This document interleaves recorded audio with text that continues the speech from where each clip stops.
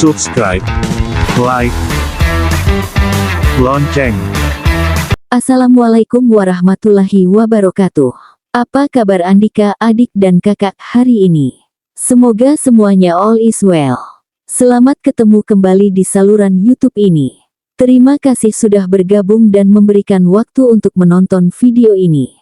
Mari kita jalin komunitas yang positif dan saling mendukung.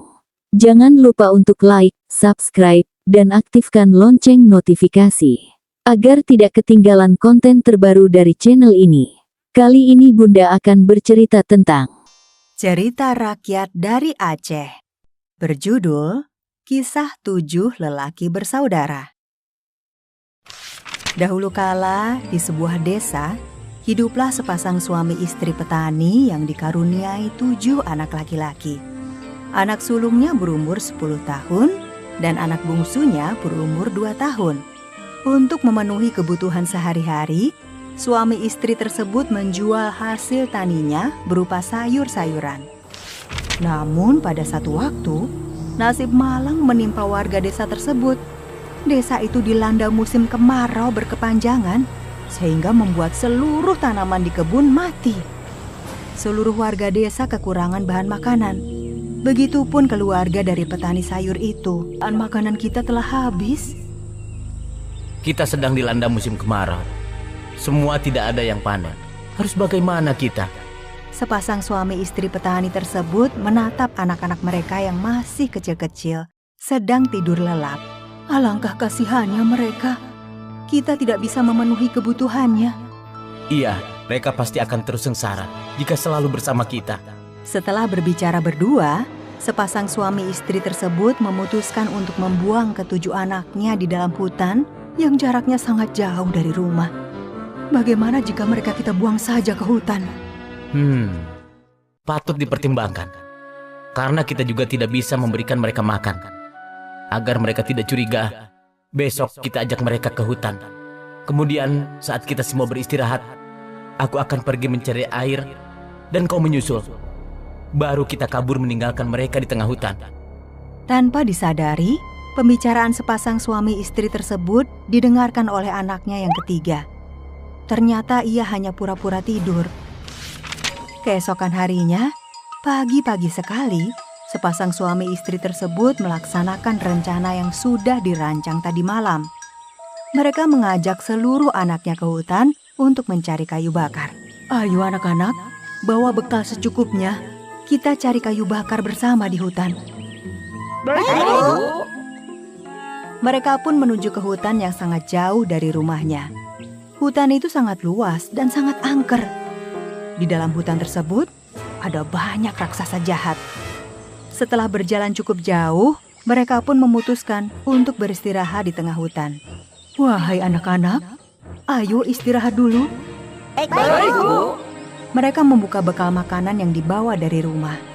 Anak-anak pun mulai menikmati makanan sederhana itu.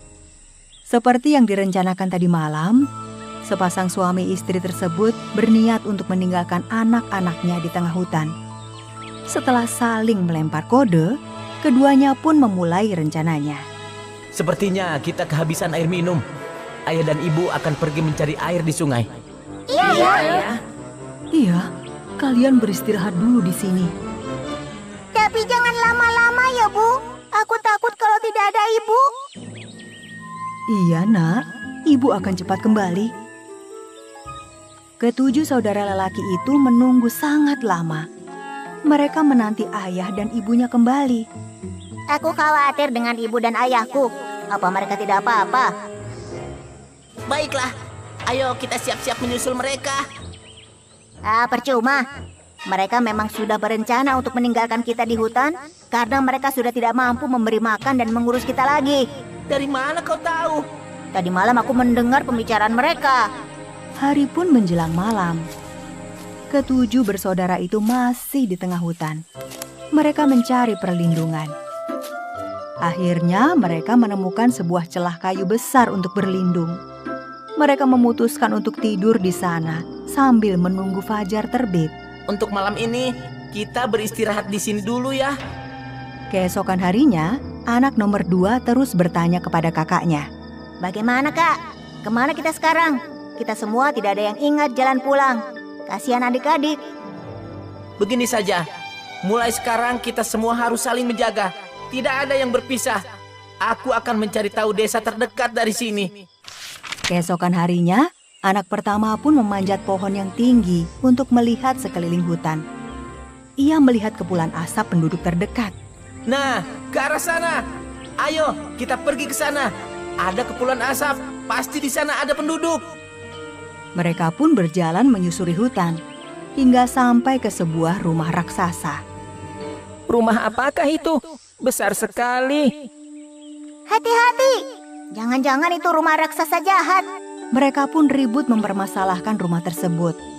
Tiba-tiba terdengar suara perempuan yang memanggil dari dalam rumah. Suara perempuan itu sangat besar. Wahai anak-anak manusia, mau apa kau lewat di sini? Mendengar suara itu, ketujuh saudara itu kaget. Kami tersesat di sini. Kedua orang tua kami sengaja meninggalkan kami di dalam hutan ini. Karena merasa iba, akhirnya raksasa besar tersebut keluar dari rumahnya dan mempersilahkan mereka untuk masuk. Awalnya mereka sangat kaget. Namun raksasa itu menyambutnya dengan sangat ramah. Kak, aku takut. Tidak apa-apa, kita harus terus bersama-sama. Sepertinya ia adalah raksasa yang baik. Tidak usah takut. Kemarilah, masuk ke dalam rumahku. Mereka masuk ke dalam rumah besar itu dan dipersilahkan untuk makan dan minum sepuasnya. Karena sangat lapar, mereka pun makan dengan sangat lahap. Setelah selesai makan, raksasa betina itu tampak terburu-buru. Sudah selesai? Ayo, cepat naik ke atas loteng rumah ini. Sebentar lagi suamiku pulang. Jika ia mengetahui keberadaan kalian, ia akan memakan kalian. Anak-anak itu sudah berada di loteng rumah raksasa. Benar saja, saat itu raksasa jantan pulang ke rumahnya. Sedapnya aroma ini. Apa yang kau masak, Bu? Daging manusia ya? Oh, iya. Memang ada daging manusia di sini. Namun tidak untuk dimakan sekarang. Wah, kabar baik. Kapan aku bisa memakannya? Besok? 1 atau 2 tahun lagi.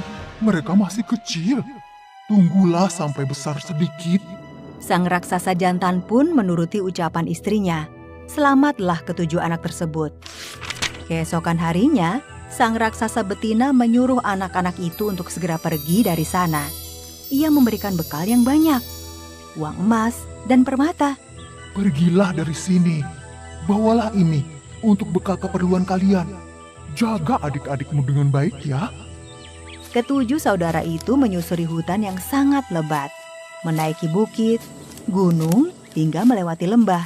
Sampailah mereka di sebuah pantai yang sangat luas. Akhirnya setelah perahu itu jadi, mereka berlayar dan sampai di sebuah negeri yang dipimpin oleh raja yang bijaksana. Di negeri itu, mereka menjual emas dan permata yang diberi oleh raksasa betina. Ini, kami ingin menjual emas dan permata ini. Wah, di mana kau mendapatkannya? Baiklah, semua ini harganya cukup mahal. Uang penjualan emas dan permata itu, mereka belikan tanah yang sangat luas. Kemudian mereka membaginya rata menjadi 7 bagian. Aku telah membaginya dengan rata. Masing-masing dari kita mendapatkan luas tanah yang sama. Waktu berjalan cepat. Tidak terasa sudah 15 tahun kemudian. Selama itu, mereka menanam kebunnya dengan berbagai tanaman. 7 bersaudara itu pun tumbuh menjadi pemuda yang tampan dan sukses mengelola perkebunannya. Si bungsu selalu merasa rindu dengan sang ibunya. Ia pun mengajak ke-6 kakaknya untuk menemui orang tua mereka. Benar, mereka yang membesarkan kita. Jadi kita berhutang budi. Mereka pun menyusuri desa demi desa untuk mencari orang tuanya. Hingga tibalah mereka di sebuah desa yang sangat terpencil. Di sana, mereka menemukan orang tua mereka yang hidup sengsara. Akhirnya, mereka mengajak orang tuanya untuk tinggal bersamanya. Maafkan ibu, nak. Mulai saat itu, kedua orang tua itu menyesali perbuatannya. Mereka akan lebih taat beribadah untuk meminta pertolongan kepada Tuhannya. Karena ceritanya sudah selesai, maka wassalamualaikum.